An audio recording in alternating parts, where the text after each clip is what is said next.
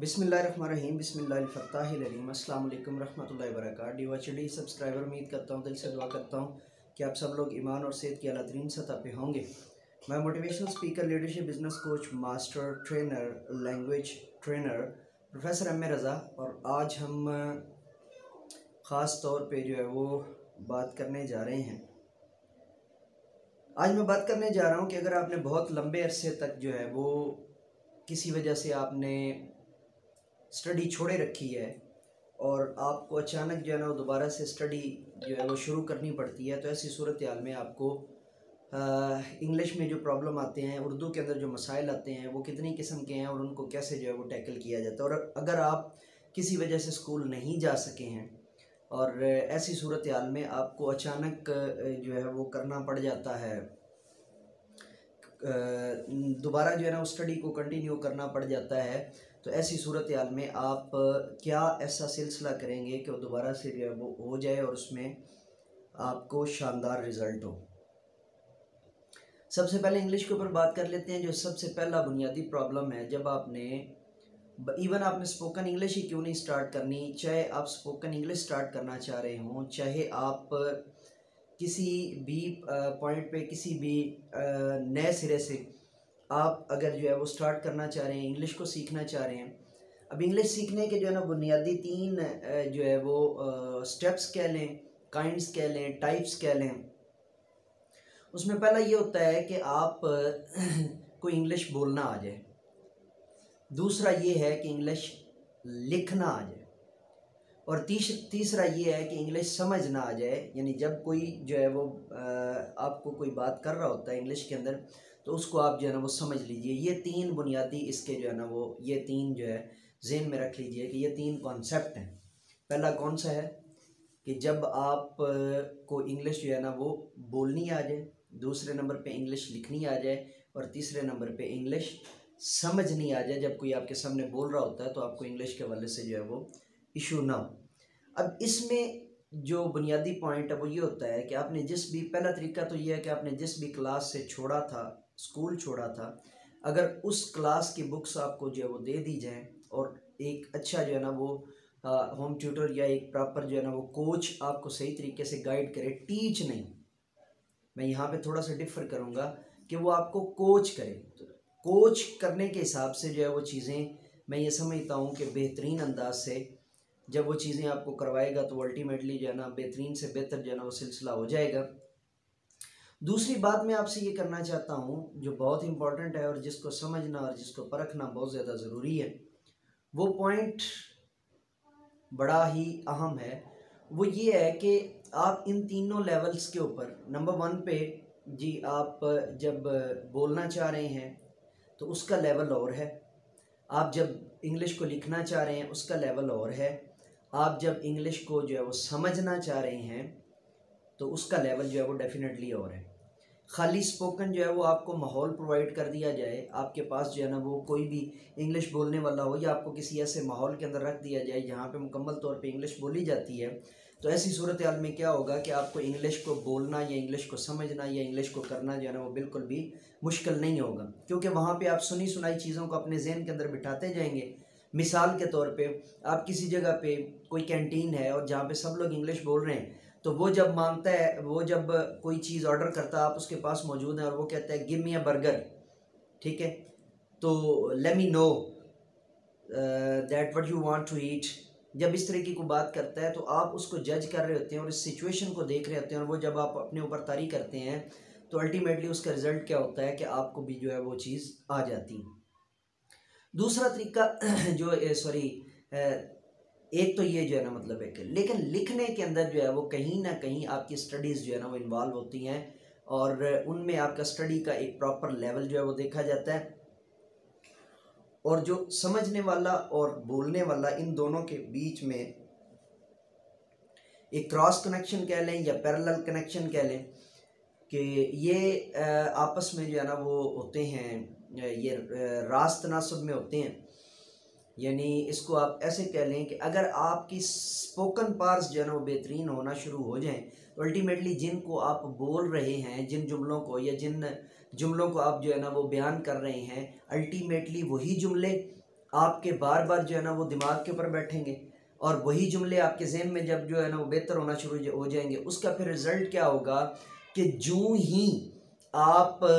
कोई वही जुमला जब दोबारा सुनेंगे अपने कानों के अंदर, तो आपकी जो समझने की जो क्षमता होगी, जो पावर होगी, जो स्किल होगी, जो महारत होगी, वो अल्टीमेटली जो है वो डेवलप होती जाएगी, वो बेहतर होती जाएगी, और उसके अंदर सिस्टम जो है ना वो आपका जो है वो साउंड और बेहतरीन होता चला जाएगा। बुनियादी जो गलती होती है इसके अंदर वो ये होती है कि सिर्फ स्पोकन के ऊपर जब कोई शख्स मेहनत करवा रहा होता है, कोई आपका जो है ना स्पोकन टीचर जब उसके ऊपर ख़ास तौर पे जो है ना मेहनत करवा रहा होता है, तो वो क्या करता है, वो बुनियादी तौर पे क्या करता है कि वो आपके जो लिसनिंग पार्ट्स हैं उनको जो है ना वो सिर्फ आपकी जो स्पीकिंग पार होती है या जो आपकी स्पोकन कंडीशन होती है उसको सामने रख के कर रहा होता है, जिसकी वजह से आप उसको बोलना तो सीख जाते हैं, लेकिन उसको सुनकर समझकर जब वो चीज़ कहीं पे लिखी हुई होती है, ठीक है, या जब कोई और उसको बोलता है, तब आप उसको जो है ना वो समझ नहीं पाते कि क्या बात की जा रही है या क्या बात जो है ना। यही वजह है कि हमारे यहाँ जब इंग्लिश कोई जो है ना वो पढ़ भी जाता है, हमारे यहाँ कोई जब इंग्लिश पढ़ भी जाता है, तो रिज़ल्ट क्या होता है कि जब हम उसको किसी अंग्रेज़ के सामने खड़ा करते हैं, तो उसकी फिरकी टाइट हो जाती है, उसकी आवाज़ टाइट हो जाती है कि हैं ये क्या बोल रहा है। अब वजह क्या होती है? वजह ये होती है कि वो तो साहिब ज़ुबान है, वो जब आपके सामने इंग्लिश बोल रहा होगा तो वो ऐसे नहीं बोलेगा कि आई एम टू गो या आई एम गोइंग, वो इस तरह नहीं कहेगा, वो एक एक लफ्ज़ को अलग अलग अदा नहीं करेगा। वो साहिब ज़ुबान है या जिसकी प्रैक्टिस जो है ना वो पहले से हैं, वो क्या करेगा? दैट्स वेरी सिंपल, वो आपके सामने बोलेगा आई एम गोइंग। अब आप ढूंढते रहेंगे कि इंग्लिश में कौन सा आम था जो हमारे टीचर ने हमें सिखाया था, जो मैंने यहाँ पे बोलना था कि आम गोइंग जो है ना वो, अब उसने क्या किया कि आई और एम को उसने स्पीड में इकट्ठे बोला, जिसकी वजह से वो क्या हुआ कि वो थोड़ा सा प्रोनाउंसिएशन उसकी जो है ना वो भी डिफर हो गई है, साउंड भी डिफर हो गया। यही वजह है कि हम जब इंग्लिश जो है वो सीखते हैं तो जो है वो सबसे पहले इसमें जो है ना ये चीज़ जो है ना वो समझने से ताल्लुक़ रखती है। हम जब इंग्लिश सीखते हैं हमारा सारा जोर होता है कि हमें सिर्फ लफ्ज़ जो है ना वो बोलने आ जाएं, लेकिन जब इंग्लिश जो नेटिव्स होते हैं उनके पास तरीक़ाकार क्या होता है, वो जब बोलते हैं तो वो इसलिए इस तरह नहीं बोलते कि जनाब, वो बोलते होते हैं जब भी तो वो इस अंदाज से बोलते हैं कि वो एक एक लफ्ज़ की अपनी ज़ुबान के अतबार से, चूँकि वो साहिब ज़ुबान होते हैं। इसी तरह अरबी वाले